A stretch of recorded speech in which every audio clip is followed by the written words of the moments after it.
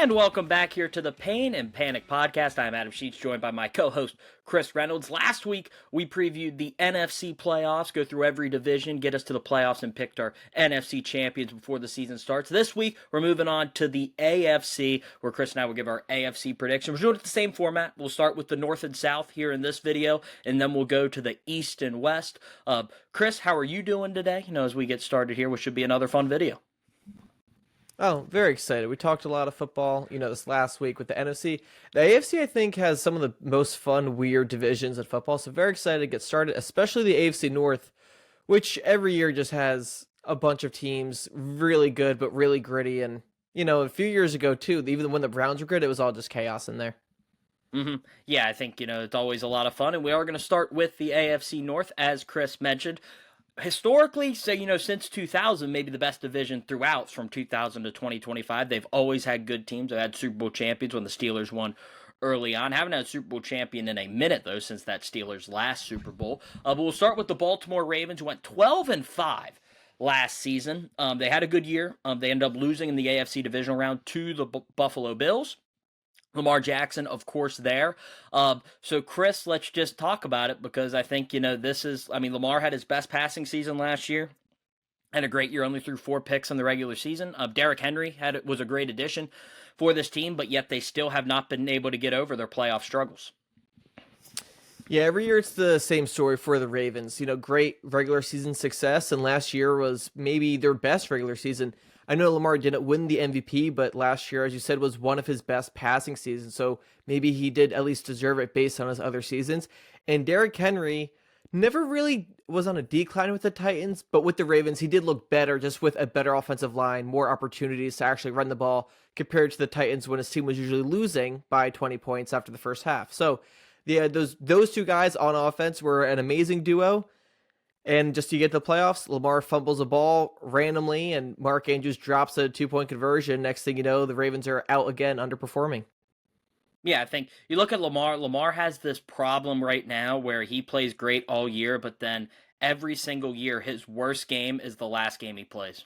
He always ends the season with his worst game. He had a crazy low number of turnovers throughout the entire year. And then he had 2 turnovers in the first 20 minutes of that game against Buffalo. It's just weird things that happen. I don't want to say the moment's getting too big for him, but definitely something he's going to have to get over. He got over the Steelers hump this past year. He was really never able to beat the Steelers, able to finally get over that hump. See if the playoff thing can go for him. But I'm going to mention this stat. Now, this is Nick Wright's stat. This is not my stat, but this is going to reference 2 quarterbacks that we're going to talk about. Not today, that one in this video, one in the next video, that a quarterback and head coach, kind of that marriage that everybody talks about, pairing a quarterback with a head coach and seeing how they work. If they don't win a Super Bowl in their first 5 years together, they have never won a Super Bowl in the history of the NFL. Lamar Jackson and John Harbaugh are on year 8. So, historically speaking, these two are never going to win a Super Bowl together. So and we'll talk about with the Bills then when we get to them in the next episode, but it's kind of like, how many times can the Ravens just keep slamming their head into the wall saying, we're going to do the same thing every single year, but this time it's going to be different because, they're running back basically the same team. They make little adjustments, replace a corner with a corner. They got Jair Alexander there now. D-Hop's there with them now. They make some interesting moves, and it's names that works, but really lateral when you look at maybe production on the field, especially with the way the Ravens do things. So how is the Ravens right now sitting here justifying this, just continuing to run it back without making really any significant changes to their team? They made a little bit last year by adding Derrick Henry. Well, I think your stat is very, very great research, Adam. And shout out Nick Wright for that, one of, I know, your favorite guys out there. Mm-hmm. It's just when you're in the AFC, which is year in and year out, like a deeper division at the top with the Bills, who have the same discussion with Josh Allen.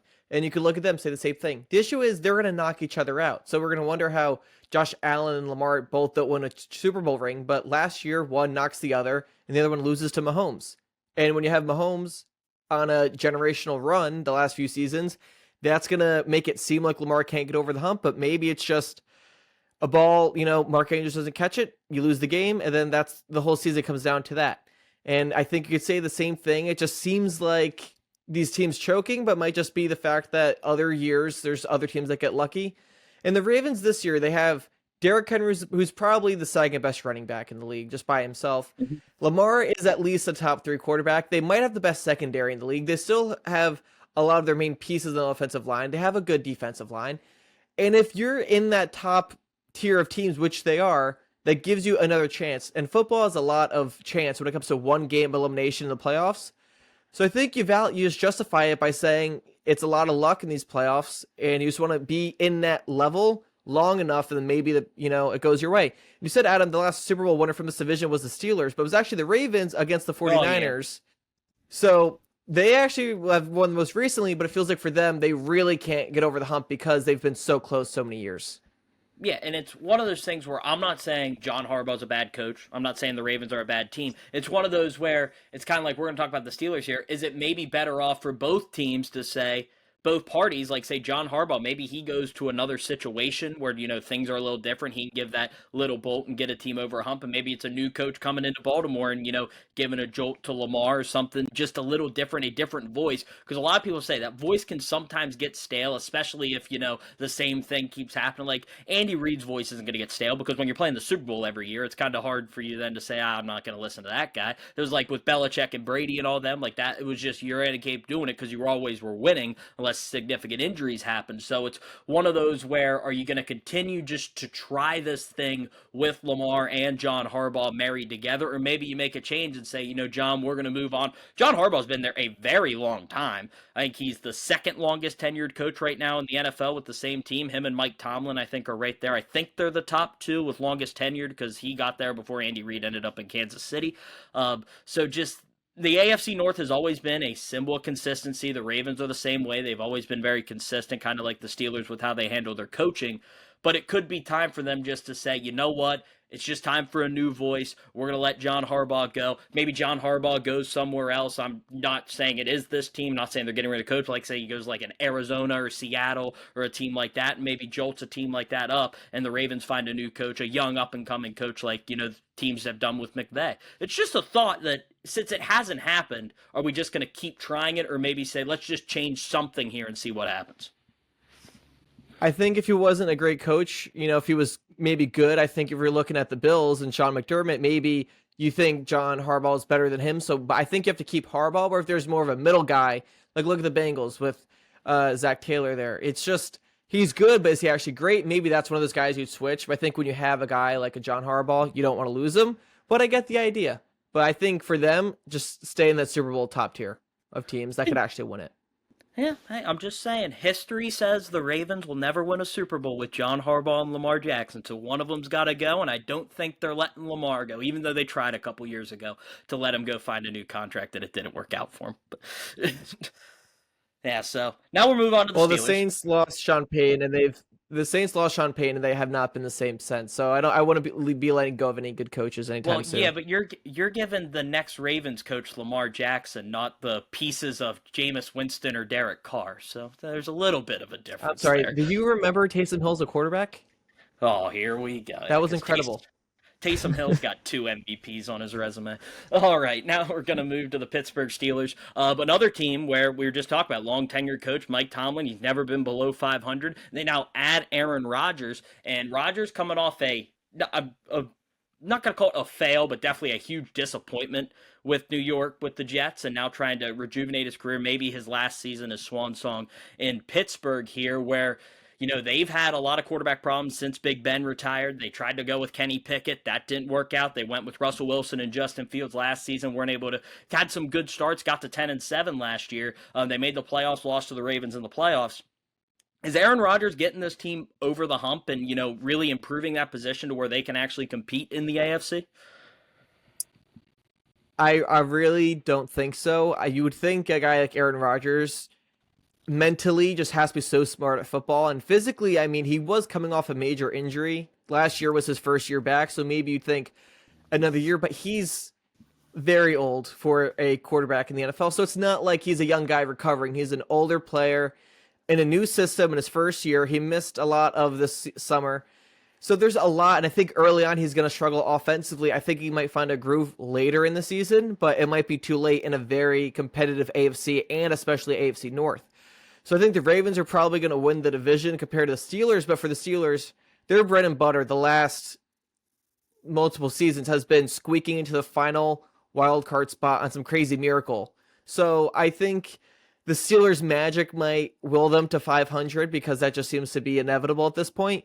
But I really don't like their chances. They lost a lot. I mean, they have DK Metcalf now, but they also had to lose George Pickens to get him.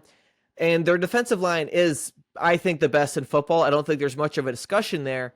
But besides that one group, I don't really know where you look at in this roster and think that they have a real advantage over other teams. But a defensive line is a great area to be dominant in because that can change and swing games. We saw that multiple times the last few seasons. I will say, I do question their defensive line a little bit, only because every time they play the Ravens, they can't stop the run. Like, that's the only thing. They have a huge hole in the middle of that defensive line. Edge rushers, they're unbelievable. They can get after the quarterback as well as any team in the league. It's just how they stop the run, especially in that division when you have a team with Lamar, Derrick Henry, and they're really going to pound that rock at you. I think the one thing with Pittsburgh, and it's kind of, they've been in a weird spot where, you know, you're looking at Mike Tomlin. He's never had that losing record, but they also, I think I have the stat here, the last time they won a playoff game was January 15th, 2017, when they beat the Chiefs in Kansas City, when Alex Smith was the starting quarterback for the Kansas City Chiefs. That Steelers team lost in the AFC Championship game to the Patriots. That was, I think, the year the Patriots ended up coming back from 28-3 against the Falcons. I think it was that same season. So it's one of those where they haven't won, and I just love when people bring this up, that Mike Tomlin hasn't won a playoff game since the Obama administration. That's how long it's been. But President Obama, Donald Trump has had 2 different presidential reigns, and we had Joe Biden in the middle since the last time Mike Tomlin's won a playoff game. Most coaches don't get that long of a leash where it's like you haven't performed. He also has some bad playoff losses. He had the loss to Baker the year they started out like 11-0, the COVID year. Had the loss to Blake Bortles in Jacksonville at home the year after that. Then they had the last playoff run where they were the 2 seed in the AFC and they lost, and Blake Bortles came in and scored 45 points. So it's one of those where it's just been a weird spot. They've had a lot of changes, and I just don't know Aaron Rodgers at this age. I know him and Mike Tomlin are gelling really well. They're really good friends. Like, I think they understand each other. It's just the Steelers need to get off to that fast start this year because the back end of their schedule is brutal. They play in a tough division, and I just don't know what maybe Mike Tomlin, Aaron Rodgers, when things actually start to not go your way, how they kind of respond there, especially Aaron, who's, you know, historically, he's one of the greatest quarterbacks that's ever played, but he's also not shy to point the finger at someone else when things are going wrong. Yeah, I think that's another concern is Aaron Rodgers, locker room guy. Never really been great, but when you're one of the best in the league, it's never really going to be a problem. But now that he is older, not the same, those things kind of start to really cause issues for the team, and the Jets kind of got really unlucky that he got injured right away, and then their whole last few seasons was just about Aaron Rodgers. I think the Steelers have a little bit more of a culture already set in stone with Tomlin and everything you're saying, so it's more so, I think, Aaron fitting in than the team trying to, you know, appease Aaron. But I don't know if this team could actually really contend for... I don't think they could actually contend to win a Super Bowl. I don't think that's been the case for years. But I think they can maybe squeak to a wild card spot. But if there is ever a year for them to miss the playoffs, I think it's this year, considering a lot of things that could go wrong. And they're a TJ Watt injury away from having really their season go completely off the rails. Because last season, you'd watch them play a team like the Falcons, and they'd win a game with 18 points all from field goals because TJ Watt would destroy Kirk Cousins' offensive line immediately and then be at him, and then there goes the game for the Falcons, and I was very happy watching that. But that's how they have to win games, and it's really hard to do that 8 or 9 times a year. Yeah, and it's one of those where, you know, on the flip side, if you're a Steelers fan, you're saying, well, that was with Justin Fields at quarterback. Now we have Aaron Rodgers. That's going to be a huge improvement. They have a big one right out of the gate. They played the Jets and Justin Fields week 1. I mean, that's going to be a huge game. You talk about pressure. Like, there's pressure. Justin Fields has something to prove because I think not even just them not signing him, but them not starting him towards the end of that year. I think, you know, maybe Justin Fields has that chip on his shoulder that they went to Russ. And then Aaron Rodgers, of course, you have to play because you're playing against your old team. Yeah, no, and also Fields got off to a very hot start last season for Pittsburgh. They just went with Russ because they feel like Russ was better, but it wasn't really Fields.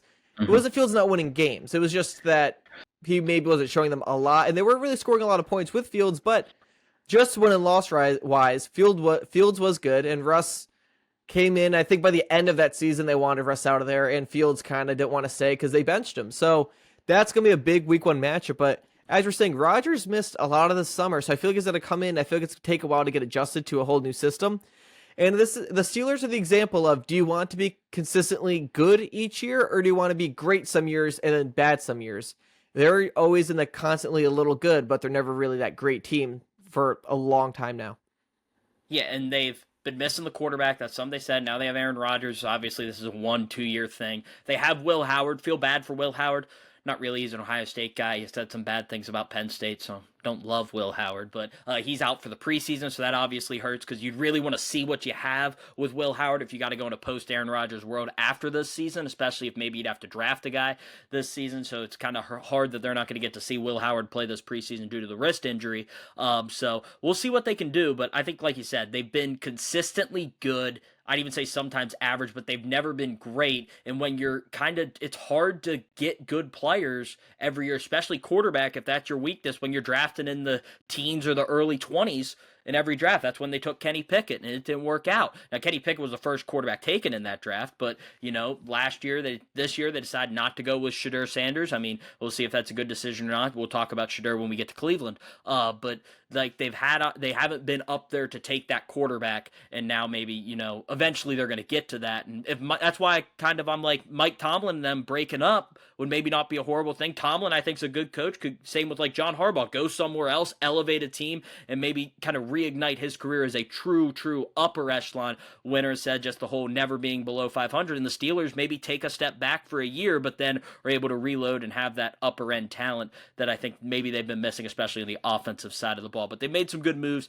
just to touch on, so everyone knows. They added DK Metcalf, they added Jalen Ramsey and Jonnu Smith from Miami. They have a weird tight end room now with 3 guys, with Freiermuth, Smith, and Darnell Washington. They let go of Najee Harris. We'll see how the running back room looks for Pittsburgh this year, but definitely a lot of interesting moves that make Pittsburgh a fun team to watch this season nonetheless. You got anything more to say on Pittsburgh before we move to Cincinnati? No, we could stop talking about a 500 team for this long. It's okay. They don't deserve it. 10-7 last year, so slightly above 500. So now we'll move on to Cincinnati, and you want to talk about a team that, probably sat there in the offseason and like, okay, what was our problem? Wow, we couldn't stop anybody. We were like I was just watching Any Given Saturday, the new docuseries on the SEC that came out on Netflix, and they were talking about the 2023 LSU team with Jaden Daniels, Brian Thomas, and Malik Neighbors, how great they were offensively, but their defense gave up like 42 points a game. That's the NFL, that's the college version of the Cincinnati Bengals last season, just horribly defensively. It made for great TV. The Monday night game against Washington was a movie. It was such a great game, Jaden Daniels' coming out party. But they've decided to look at that Thursday night against the Ravens. Mm-hmm. They also had that Bengals game where Bo Nix made some big-time throws. They had a lot of fun games last year. They're a fun team to watch if you're not a fan. The issue is they have fans and they have people in that room that probably thought defense was the problem, but instead they gave all their money to T. Higgins. Still haven't figured out Trey Hendrickson. They figured out the rookie pass rusher thing. They're actually going to sign their first-round pick. I know, crazy to think that they weren't going to sign him, but they were fighting with him on a contract, so they're bringing him in to at least have an edge rusher in case Trey Hendrickson continues his holdout. I think he's holding in. I can't remember if he's out or in. Hold-ins now just confuse my brain. He's not practicing. That's what we know, and he's probably planning on not playing come week 1 if he doesn't have a new contract. So this is a team that is doubling down. We mentioned Zach Taylor. He's been a good coach, not a great coach. This is a team that's consistently got off to slow starts. They lost to the Patriots week 1 last year. Is this offense, which is loaded, they got Joe Burrow, they got Jamar Chase, T. Higgins, are they good enough to consistently score 35 points a game and win games? Because, I mean, if the defense is as bad or maybe worse than they were last year, you're going to have a lot of issues. Yeah, I think they're good enough to score 35-plus games, but I don't think they're good enough to actually win those games. However, I will say last year was amazing at how many of those games did not go their way. That's partially because they could not get a stop, but it's also just because just random things would happen, just bad things, bad calls, and whatever would go the opposite way for them. So I think this year, I think their record will be better. I think their defense is probably just as bad, and their offense should be just as good, but Burrow does have 2 season-ending injuries at least so far. And then you have Jamar Chase, who last year had his best career year. It's hard to imagine that being duplicated just because of how good it was. So you just expect some recession there. And T. Higgins also played phenomenal last year, but you had both of those receivers, in a contract year, expecting a contract extension. So That's usually when guys play their best, is when they're trying to get the contract. After they get it, you usually just tend to see somewhat of a recession as well. So I think the offense might take a step back, but I think defensively, just out of pure luck and how things go there, it has to only be better, because if it's still really bad, it can't get any worse. I mean, I know Jamar's trying to start beef with his college teammate. I was talking to some friends about this yesterday. I think Joe Burrow's been Jamar Chase's like starting quarterback going into the start of a season every year since Jamar Chase was in high school. But for some reason, Jamar Chase, who's love him, keep a microphone in front of him at all times because he says some crazy stuff. He said that, people game plan for Josh Allen. People ain't game planning for Joe Burrow. I'm like, yeah, that's exactly what you want to tell your starting quarterback, right as you're going into the season. I mean, they're good friends, so it might have been just a little bit of a joke type of thing. I don't know how it was taken, but yeah, Jamar says some interesting stuff. But you made good points there. It's just like they're going to have to score points. Now, the one thing, if you're a Bengals fan, they can't be worse. They could be the same defensively. I think it would be hard for them to be worse defensively. I think maybe they have a new coordinator in there now, so I think maybe they're hoping that might jolt some things. They want to blame it all on Lou Anarumo, who I don't know if that's necessarily the case because he had been great coordinating against Kansas City since he's been there. All those great defensive game plans he's had, in the AFC championships and things like that. But it's just one of those where you're in a weird spot. You continue to double down on offense, which is nice for Joe Burrow. He's going to continue to put up big yards. Arguably had the best season in the NFL last season. Just the record wasn't there, statistically for Joe Burrow. And, we'll just see what happens. But this is a really interesting situation. They're the first team that's really said, we have an elite quarterback, so we're going to give him every weapon he wants, but just going to completely neglect defense. Yeah, and I think we're seeing that strategy not work, especially his last few years. So their offensive line also isn't great either. So you have this great quarterback. You don't even protect him that well. You don't give him a lot of time. Luckily, though, Jamar Chase is amazing after the catch, so you could give him some shorter passes and let him go crazy. I think this makes them an incredibly fun team to watch and probably the best team to have for fantasy football. The issue is when you were in the Super Bowl a few years ago, which is actually more than a few years ago now, but it seems like not that long ago. That's in your mind of where this team is. But every year that defense has lost piece after piece. And they're honestly not that same level of team that they were, but I think they are because they do have, on paper, one of the best quarterbacks in the league and two of the best receivers in the league, but they're missing so many other things. And instead of a team having some holes, they're really just a team full of holes with like a few bright spots. So they just have to figure that out. And I think I don't know why I like T. Higgins a lot. I just think that you probably don't need two receivers making that much money. So I probably would let him go and try to keep someone on defense or the offensive line.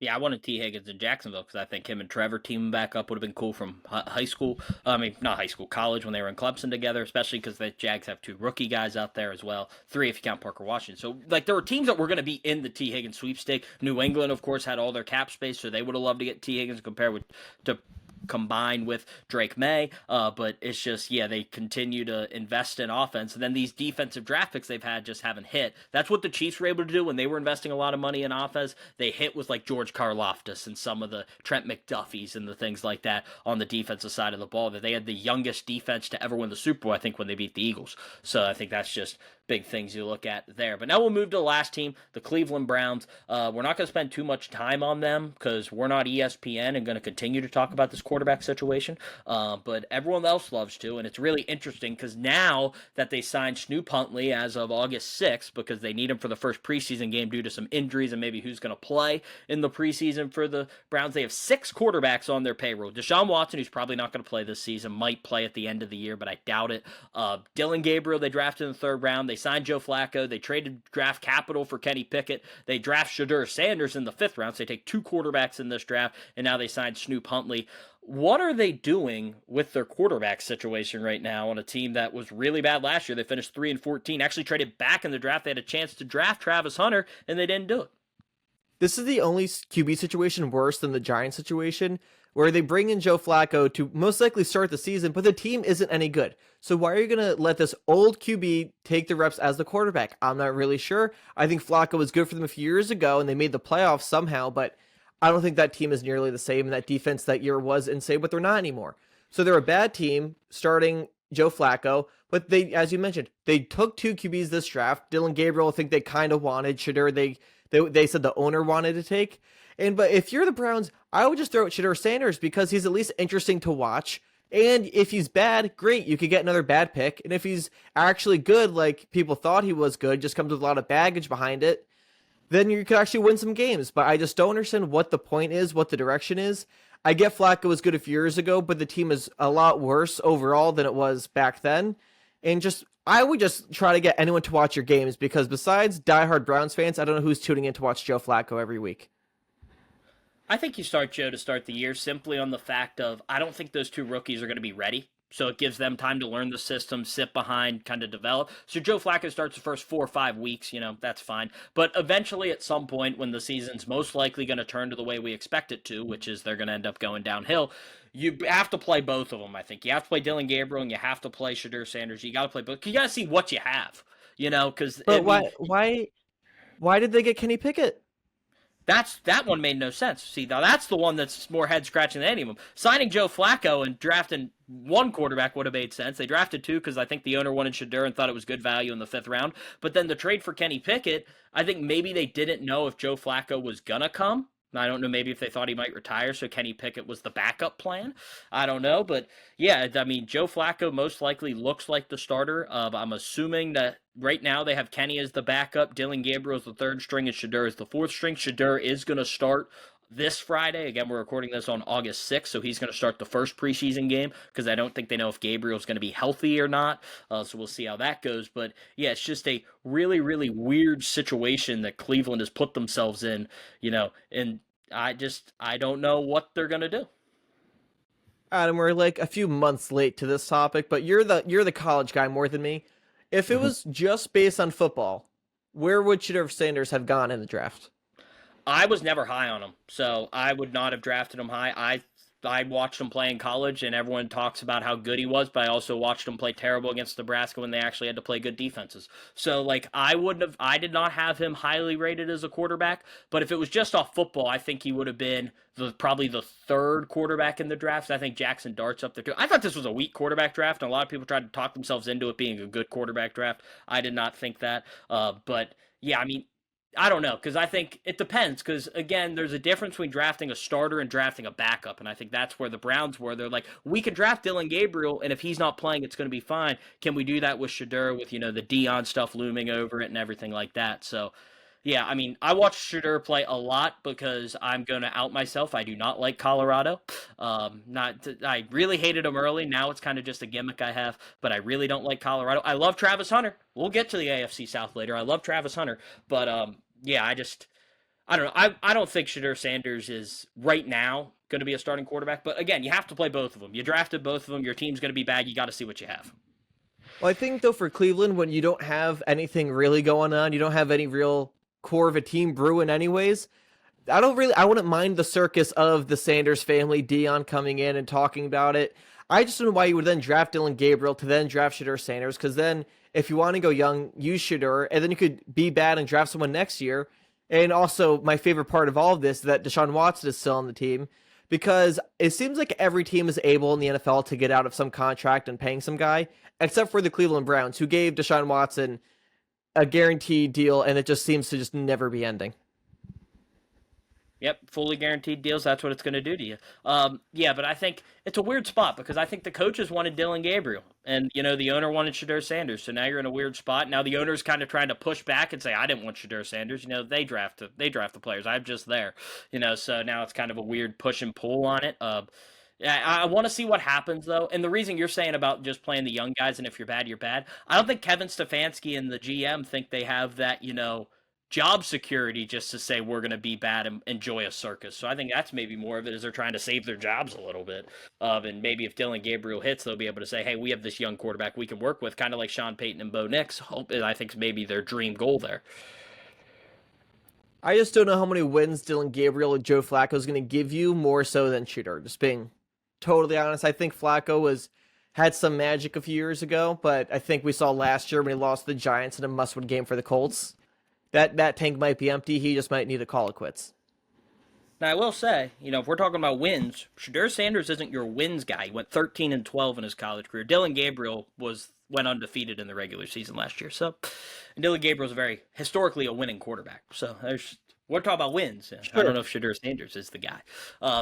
Now we'll move to the AFC South here with the Houston Texans. They 10-7 last year. Feel like they took a step back from that rookie year from C.J. Stroud, but that offensive line, just a lot of problems. They got rid of Laramie Tunsil. C.J. Stroud was under pressure basically the entire season. So they're in a weird spot. I think D'Amico Ryans is a really good coach, but where are you at now with they have a really good defense, but C.J. Stroud seems like he's back there fighting for his life every snap. Yeah, we talked about this with Burrow, where you want to give your quarterback weapons, but they don't add any protection for C.J. Stroud. Last year, he did have a recession, but it's really hard to tell if that was him or just the offensive line, as is going to be the main talking point. Most of these great teams have a very good quarterback, offensive line, and a solid defense, but they might have the worst offensive line in the league. That's what PFF has them ranked dead last. However, they have the fourth best secondary and defensive line, and they have good receivers when healthy, and Joe Mixon, though, is injured to start the season. But there's a lot of weird question marks on this Texans team. I think if they were in any other division, they could be like a frisky, maybe they make the playoffs. But considering they are in the AFC South and usually get to play the Colts twice and the Titans twice, that usually allows them to kind of have these large holes on their team and get away with it. But when you get to the playoffs, that's going to be a huge issue. That's kind of what's cost them in the past is their defense might be good, but C.J. Stroud's out there immediately having to roll out and try to make an incredible throw because these other teams have good defensive lines who are running right to him. So that holds them back from being a true contender, but with their other options that they have, I think they should be the easy favorite to win their division every year. Yeah, I mean, I think this is a good team. I think C.J. Stroud, I'm really high on C.J. Stroud. I thought I was on the record saying I thought he was going to be better than Bryce Young. I'm glad that he's proven me right so far. So thank you, C.J. But, they have good weapons. Nico Collins, as you mentioned, the big thing when healthy, Tank Dell probably not going to play this season. They got Christian Kirk, but Christian Kirk's been an injury problem for them when he was in Jacksonville. So it's kind of a weird spot. But they have a really good defense. D'Amico Ryans, I think, is a good coach, as you mentioned. And it's just a matter of trying to figure out how to salvage this offense. And I mean, like I said, you have a good young quarterback, so maybe he continues to get better, so it just kind of ascends with him, and the offensive line holes, you can maybe scheme around it. But the injury to Joe Mixon is definitely concerning because it would be nice for C.J. Stroud to have a run game to at least lean on to maybe slow down that pass rush. Yeah, I think a running game would be nice, but it's also hard to have a run game when you have a terrible offensive line. So I think for Mixon, too, he's an older running back, and he's really good. Another guy went healthy. So it just seems like that's a real problem for them. I'm surprised that Laramie Tunsil leave, considering he was their only real standout. They traded him away. So they literally willingly gave up their best offensive lineman when that was already a weak spot for them. So a little concerning what they're doing. I think the next few years, we're going to see them do a lot of teams do. They bring in a lot of guys, draft a lot of guys. And you'll probably see some of their better defenders leave, but you're going to build that core around Stroud and try to get protection. But they did extend Danielle Hunter, and they extended Derek Stingley. So that defensive line is looking strong. And like I said, you could do that in a terrible division and make the playoffs and maybe something happens, but it's going to be tough. Yeah, and I mean, they're going to have a big pay gap because remember, they took Stroud and Will Anderson back-to-back, and Anderson's been really good on the defensive side. Stroud's obviously going to demand a high price for the quarterback position. So they're going to have, once those guys are up for extensions, it's going to get very, very expensive for Houston there. Now we'll move to the team that finished second, and it's surprising. I was shocked when I read this that the Colts went 8-9 last season. Just feels so weird that they went 8-9.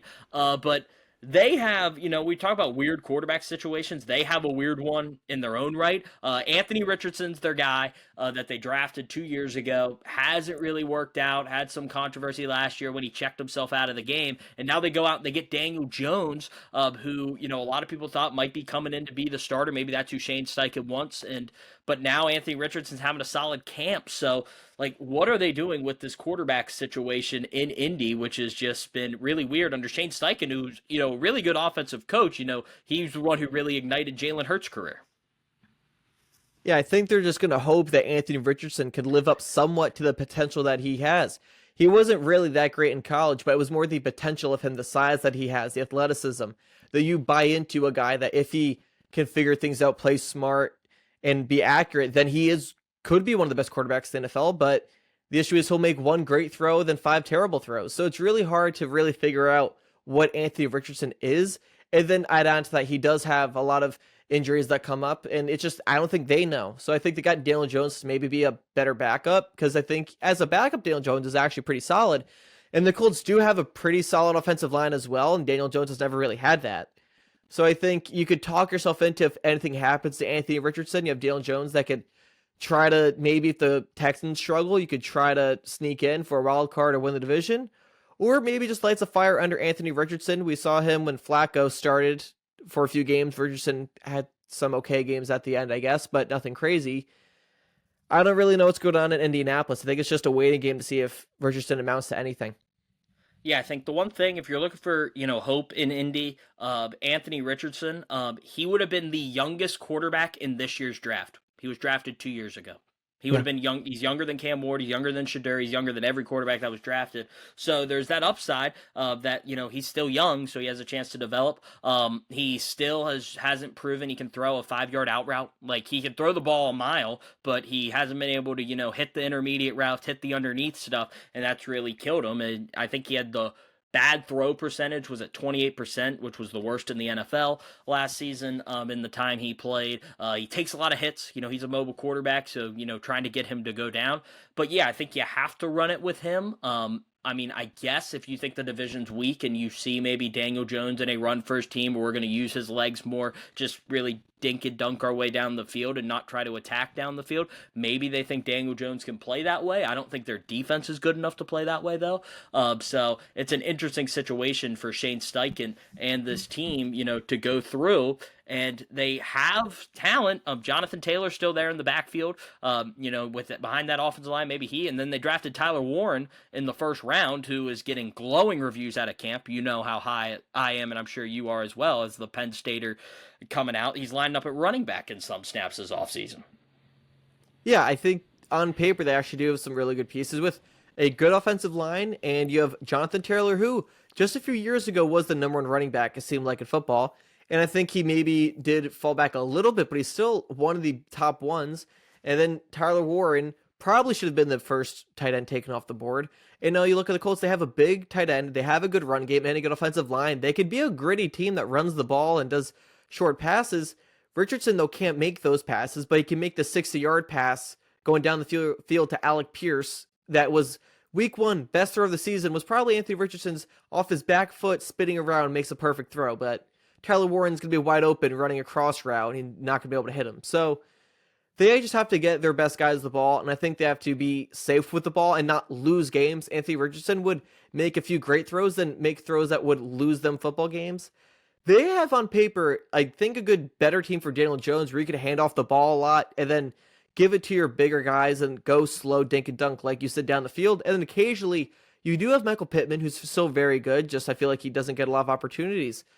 And once again, they can win when you play the Titans twice a year, and the Jags, I don't think, are anything crazy. You could at least split one of those, and you could try to steal one from the Texans.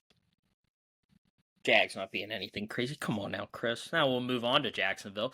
4-13 last year. It was an injury-riddled year, but they made a huge splash on draft day. They've completely rehauled the entire front office, the entire coaching staff. They've went with a whole youth movement in Jacksonville, and they traded up to get their guy, Travis Hunter. And he is known as the guy. He's going to play both ways. They're saying they're going to let him play both ways. So, Chris, we can talk about it here. He's probably as good as it gets out of this draft, probably the best overall player. Right now, he's listed as the first-string wide receiver and a backup corner. So what would you do with Travis Hunter here? Because, again, he was probably rated the top corner in the draft, and some people also had him rated the top wide receiver in this past draft. Yeah, I think it's really just a matter of letting him get reps on both sides of the ball and seeing where he is better. I think for the Jags, you might need him more defensively just because they do have some weaknesses on the defensive end. But, I mean, they still do need a receiver, and I think he's a very good one. We saw that at Colorado. So I think you just have to use him at both because he really is a two-way player. It's not like they're trying to make it seem like he could be. No, he is elite at both positions, it seems so far. And sometimes, maybe he just doesn't work in the NFL as a receiver, and maybe he just goes to a corner. But I think that's probably the best way to do it, is mostly offense with some defense. And I think on offense, you're changing a lot anyways. And I think I know it's not just about being engaging and having people interested in the team, but I think he's going to be far more interesting as a receiver than as a corner. And you can always change that. But They knew that they're not going to really be competing this year, but they got a big guy, probably the biggest name in the draft, in Travis Hunter. And he's a very good piece. You could go all in to get this guy and then build around him and see where he fits. Chris, if you think they don't think they're competing this year, you're crazy, because this is Trevor Lawrence's prove-it year, and if he doesn't prove it and they're not competing, there's going to be a lot of changes down there in Jacksonville. They can compete for the division. I think they're probably the second best team when healthy, and I think last year was kind of a small blessing in disguise where you can get a pick to then trade for Travis Hunter compared to a team like the Steelers we're talking about where they don't actually have those bad seasons and they just get later picks. But I think they're a very solid team. I think a few years ago we saw them literally win a playoff game. So I think they just have to try to get back to that level. I think Travis Hunter's a very good player. I just don't know where he's going to work better, but I think you're going to find out really quickly in the NFL. Yeah, I wouldn't even talk about winning the playoff game. They had a year where they were the best team in the AFC, and Trevor Lawrence got hurt on Monday Night Football, and the season fell apart after he got injured. So, you just want to talk about that. They were 8-3 on a Monday Night Football game, and they ended up losing. Trevor hurt his knee, and it was done after that. But I think looking at Travis Hunter, in my mind, I think they should start him at corner, and he should be a package wide receiver. I think it's harder for them to say, okay, you're going to be a full-time receiver, and we're going to have packages for you on defense, because it's easy for then a coordinator and a quarterback to say, okay, he's on the field, here are the only possible plays they can run, versus when you have packages on offense, it could be, well, now you're going to run a slant, you're going to run an out route, you're going to run a curl, you're going to run a fade, you're going to run a go route. There's just so many other things you can do with less reps taken on offense in those situations. So I think that's my only fear if they decide he's going to be full-time receiver and they're going to put him in specific situations. Like, let's say they say he can lock up this guy, so we're going to have him go in and play man. That just allows the quarterback then to know everybody's in man defense, so now I know exactly what play to run to beat that. So I think just schematically and, understanding what offensive coordinators and other coaches can do probably makes more sense. But I don't know. I think everyone's really talking about him now being a receiver. And again, we're recording this before the first preseason game. But I think that could change. The next preseason game, maybe they'll have him as a starting corner and a backup receiver, just kind of figuring it out in the preseason before they end up making their full decision when the regular season starts. Excuse me. Microphone falling down. But yeah, I think that's going to be the big thing. And now we'll move on just real quick with Trevor Lawrence. Mentioned he had that good finish that year where they ended up winning the playoff game. And then ever since he's been injured, mentioned they were 8-3, and then he got hurt, and the season completely fell apart after that. Last season, got off to a slow start. I think, coaches didn't believe in him, but now he has Liam Cohen, who seems to be really high on Trevor, a coach that actually believes in him. So, what can you expect from Trevor Lawrence? Because it seems like it's a make or break year for him. There's been flashes, and I think that potential is always there, and you always see it. Just it seems like whenever he's playing his best, he gets hurt. And I think that's obviously a problem, but you can't get rid of him because he does have, right now what he is a solid, good enough quarterback to where you don't need to go draft a new one. But he's not nearly, I don't think, living up to this number one pick, best QB prospect since Peyton Manning or Andrew Luck type discussion we were having a few years ago. And honestly, if you look at his draft, there was a lot of guys that kind of busted from it. It was supposed to be a loaded QB draft with him, with Trey Lance, with Justin Fields, with Zach Wilson. Mac Jones, the whole. Mac I Jones. don't even know who's the. Yeah, I think the best QB from that was Brock Purdy, who was the very last pick in the draft. So I really he had this potential, and I think you're always going to hold on to that. But I think you just have to take him for what he is now because he's been in the league for a while, and I think you judge him based on that instead of on this hope that he was going to be anything more. Because I think we can kind of give up on that now. Purdy was in the next draft. He wasn't in the same draft as them because they drafted Lance, and then the next year they drafted Purdy. But because if they would drafted two quarterbacks, I think Shanahan would have got fired. But anyways. I'm so sorry. I messed that up. Nah, you're good. It's just, I just remember that. I was like, no, because you actually, I believed you for a second. I'm like, man, they drafted Trey Lance and Brock Purdy in the same draft. Man, poor Trey Lance. Well, Trey Lance didn't play the first year. Is the next year that Trey Lance got hurt, that Purdy came in. That's why I mixed it up. But thank you for correcting me, Adam. Yeah. Yeah, because Trey Lance, he didn't play at all. I don't think he played at all. I think that was all Garoppolo that first year. And then he was named the starter for the next season. Yeah, and then he got hurt. Then Garoppolo got hurt. Then Purdy got to play, and he was really good.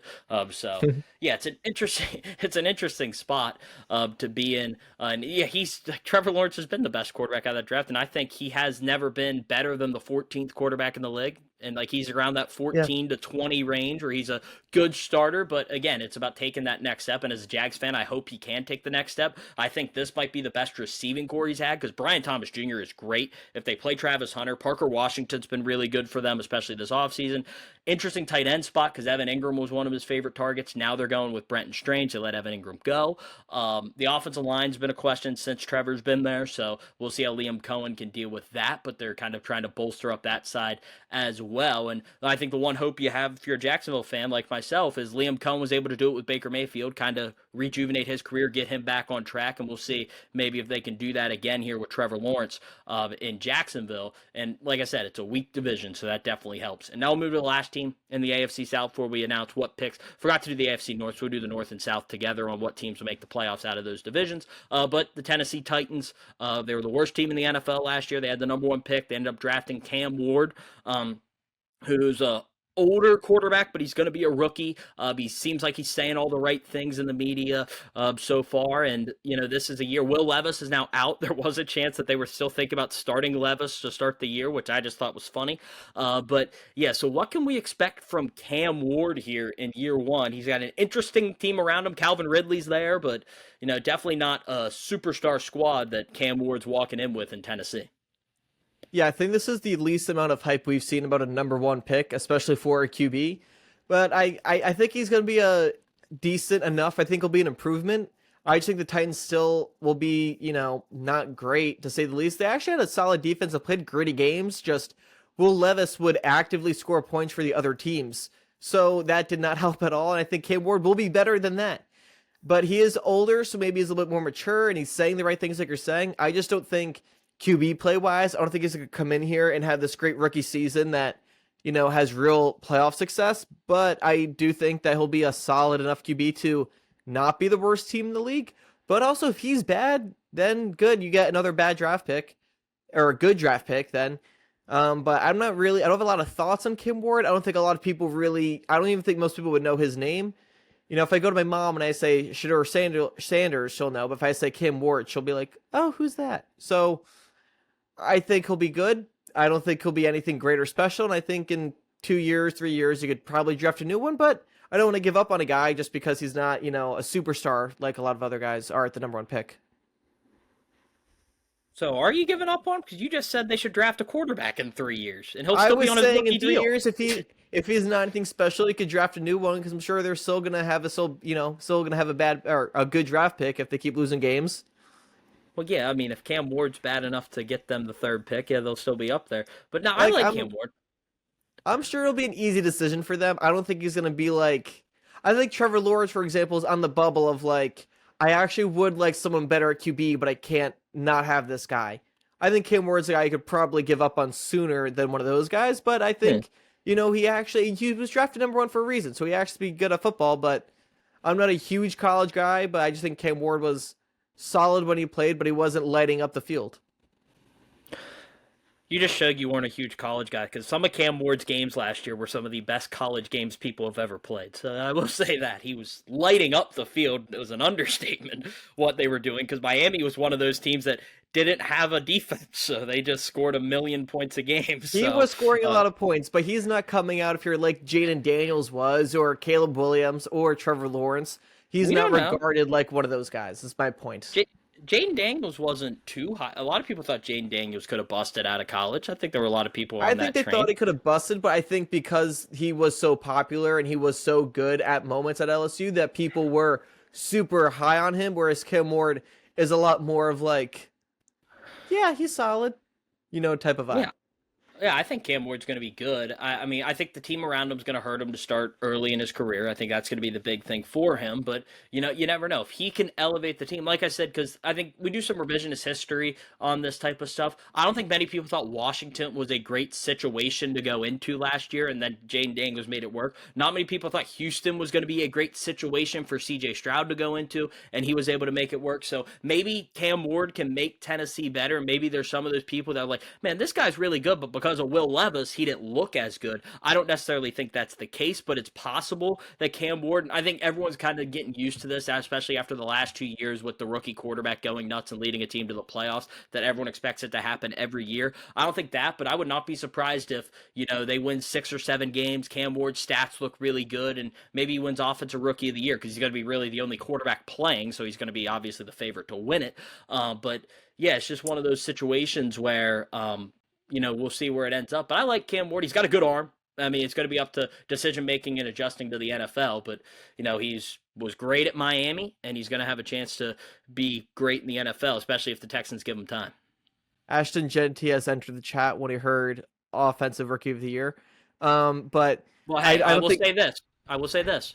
If Cam Ward's good, it doesn't matter how good. Genty's going to have to break the rushing record because quarterbacks always get the awards over skill position players. I think the last one that I remember, I don't care about the awards nearly as much for Offensive Rookie of the Year, but I remember Saquon and Baker. Baker missed the first few games, but Saquon won it. But I think Genty's probably one of the most popular running backs at least. So I think he has a real chance. Yeah, but I mean, I think Herbert won it over Justin Jefferson. So, yeah. After Jettas had the historic rookie season. Now, Herbert had a really good year, too. It's just going to be... I think Genty's going to have a better year than Cam Ward does. It's just one of those where Cam Ward's the quarterback, so if he plays well, especially number 1 pick, casual voter, just going to give him the vote.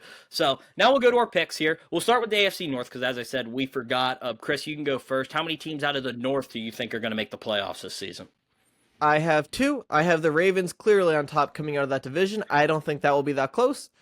However, I do have one wildcard team. I think the Steelers miss it, which is rare, but I think the Steelers miss it. I think the Bengals, so I think they just have to get some luck back their way, and I think they squeak in as a wildcard team, putting up a ton of points, but also allowing a ton. Yep, I'm with you there. I have the Ravens and Bengals. I don't know which team wins the division. I don't think the Ravens run away with it. Like last year, again, that first place schedule, they have a tough start to the year. They play Buffalo early. They play Kansas City early. So if they get off to a slow start, maybe they finish around 11-6, 12-5. But I think the Bengals maybe take that jump because, again, the Bengals were 9-8 with one of the worst defenses in the history of the NFL last year. So, if they get somewhat better, you could see a big leap from Cincinnati. But I do think it's those 2 teams. I'm not high on Pittsburgh. They might go 9-8, but I don't think they're making the playoffs in the AFC this season. And now we'll move to the AFC South, Chris. How many teams? It was 1 last year. It was the Houston Texans. Are you thinking it's going to be the same again this year? I don't like picking the same teams, and I like to try to mix it up. I think the only real other team that can compete for this division is the Jaguars, assuming you get a really good season from Trevor Lawrence. But I'm gonna play it safe, just go with the Texans repeating, only one team from the division. I'm not going to put any more hope in Anthony Richardson. He burned me last year way too much in fantasy.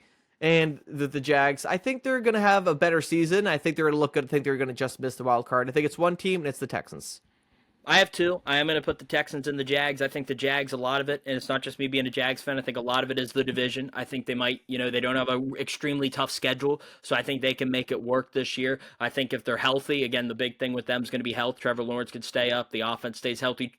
And again, a lot of it is betting on this Travis Hunter, gamble they're taking really working, and we'll see how it does. But, I'm going to put the Jags in there, and then I think the Texans. I don't know which team wins the division. I think it's going to be close. I think they'll both be around 10-7. So I don't think either one of them are blowing the doors off everybody. Maybe they could both have the same record and come to a tiebreaker. One gets the division, one gets a wild card, one of those situations. But I will put both of them in for now. Some of it's my heart, but some of it also is just, maybe they take the step. And Liam Cohen, maybe a rookie head coach bump for them as well. Yeah. I don't have a problem with you having the Jags make it. I think, like you said, their division. I mean, I think the Titans, especially with Cam Ward early as a rookie, that should be some easy wins. And I think they could take a lot or split from each other as well. I don't think it's crazy. I just think I like the AFC West a lot, which will be our next episode. And the AFC West has, I think, a bunch of teams that could make the playoffs. So doing the math, I just had to only have one person from the South for my predictions. No, I think it's fair. Again, it's one of those where the Jags have to beat up on a bad division. Like if the Titans or Colts are better than most people think they're going to be, then it's going to be one team because they're going to beat each other up. So that's kind of one of those things there. So that's going to do it here for this episode. As Chris mentioned, the next episode, we're going to wrap up with the AFC East and West and get ready and have our official AFC Championship predictions and our Super Bowl predictions. So, Chris, you got anything else before we get out of here? Oh, follow us on all of our social media at Pain and Panic Podcast. And like I said, we're wrapping up all of our NFL previews next episode, which should be released on Friday. And then after that, we're going to do some more fantasy football before the season starts. But very excited for football season. It's coming soon.